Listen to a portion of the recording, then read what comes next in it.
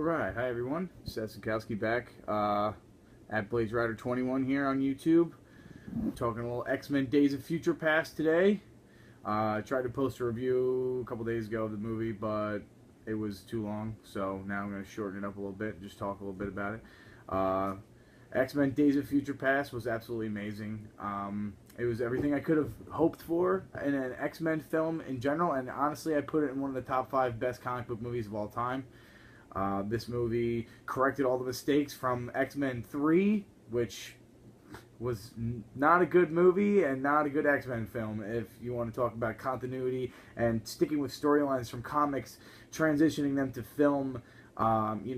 This movie, this is just for those that are watching, know this. I put it in the header when I post this. It's spoiler review, like you saw the movie with me, so I'm going to drop some spoilers. The fact that, Jean Grey is dead, Scott Summers, Cyclops is dead, Professor X dies. This is all from X-Men 3, so that shouldn't be too much of a spoiler since that movie's like 7 years old now. But, you're getting a movie here that's going to correct everything and up the ante for future X-Men films as you go into the next installment in the franchise, which is due out, I believe, the summer of 2016, and it's X-Men Apocalypse. And if you stuck around for the post-credit sequence, you got a glimpse of that young Pharaoh and Sabanor himself, Apocalypse, as he had the 4 horsemen in the background and everything. I can't wait to see that movie. That movie's going to be insane. But sticking with X-Men Days of Future Past, my favorite part of this movie, honestly, surprised the hell out of me. I didn't expect it to be, because seeing the pictures of him months prior, Quicksilver absolutely stole the show in this movie. His sequence breaking Magneto out of the Pentagon was absolutely amazing. Like, just the way they shot that with the speed and the whole humor factor of what he was doing. Like, if you had those powers, you would definitely do some of the things he was doing. Giving the guy a wedgie, knocking the hat off the guy, taking the hat from the one other guy, like switching the hands around like that when they had the guns. It was really cool. It was just an all-around good time. Every part of that movie was just awesome. I mean, the only things that, like, it was heart-wrenching, though, to watch when you watch the original cast, some of the people, like Iceman, Kitty Pryde, some newcomers, Blink, Warpath, Bishop. They, like, watching them get killed. Colossus, another one from the original. Watching them get killed was tough, man, because you want them to make it out. They're characters that you've watched for years in other movies, and to just see them get annihilated by these Sentinels, which were just powerhouse beings. I mean, the future Sentinels were visually stunning, and the way they took on the power of the mutants they were fighting was just it was something to really. It was something that I really enjoyed the whole aspect of the film. I thought the design on the Sentinels was really cool. And if you look at this, if you look back at the first Thor film and you look at the Destroyer, and this is like Marvel Studios now, which is getting away from Fox Marvel, but it seemed like it looked very similar to the future Sentinels. Looked very similar to the Destroyer from Asgard in the Thor realm, which I thought was kind of interesting. That I saw some concept art online that looked a little bit different than what they went with, which the ones they went with I think look a lot like the Destroyer. I mean, you could be the judge. If you saw the film, you could if you saw both the movies, you could let me know in the comments section below. But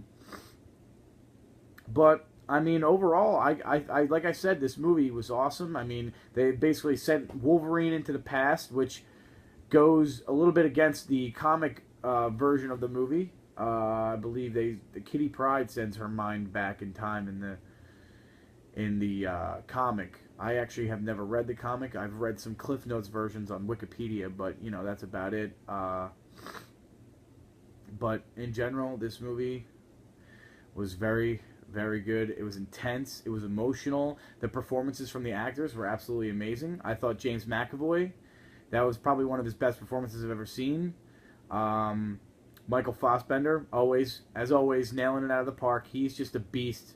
He's such a good actor, it's not even funny. That guy he could act as a paper bag in a movie, and I would sit there and watch it for 3 hours. I wouldn't even care. The guy's so good at what he does, and it's just, something to be envious of and other actors should take note, because he's setting the new standard in Hollywood as far as I'm concerned. He's going to have a nice long future ahead of him. Looking forward to seeing him play Magneto, and also looking forward to seeing McAvoy back as young Professor X in the next X-Men movie. I don't know. I'm not going to go too much longer. I'm going to keep it pretty short. I mean, I think it was interesting, some of the things they changed. Mystique had a huge role in this movie, and it was cool to see her character. I mean, the whole like objective of her character in the movie was to kill Bolivar Trask, who was the creator of the Sentinel program for the government, and I guess her assassinating him basically led to the Sentinels wiping out all mutants, all mutant kind, and almost all of humanity in general. Because I guess what happened was she kills Trask, they capture her, and they experiment on her and extract the Mutant X gene from her DNA, and they use that in the Sentinels to kind of, like, well, since she's the only one that can kind of take on forms of anybody, basically that allowed the mutants, it allowed the Sentinels to take on the form of any mutant they happen to encounter. So like when Iceman was getting killed, he took on Sunspot's flame power, and he melted his head right off his shoulders. That was pretty intense to watch that. And like same thing with like when there was the roles were reversed when the Sentinel was trying to kill Sunspot, and he took on Iceman's power, and he froze up. They used Colossus's power as well, turning into just a bunch of metal. Interesting, they didn't try to do anything with Blink, though, because Blink had the teleportation deal. She was pretty cool, seeing her in there. Storm was another one that got killed. But, ultimately, everybody that died in the movie, except for a few people that they showed that died from the first X-Men First Class, which was Emma Frost, Banshee, Azazel. They all are dead because they died in the 70s, which was when this movie was taking place, because they were experimented on by Trask Industries, and I guess they won't be back at all in any future movies. Sorry about the eyes. I got some allergies going on. But yeah, in general, this movie awesome. I'm gonna cut it short right now, just short of 8 minutes. If you want to check back with me more, this is where you can find me on social media. Right there, Facebook, Seth Sinkowski, Twitter at BlazeRider21, Instagram at BlazeRider21, or my name, Seth Sinkowski. I'm gonna post another one probably in the next couple days of either Amazing Spider-Man 2 or Godzilla. So check back for more. Thanks for watching, guys, and take care.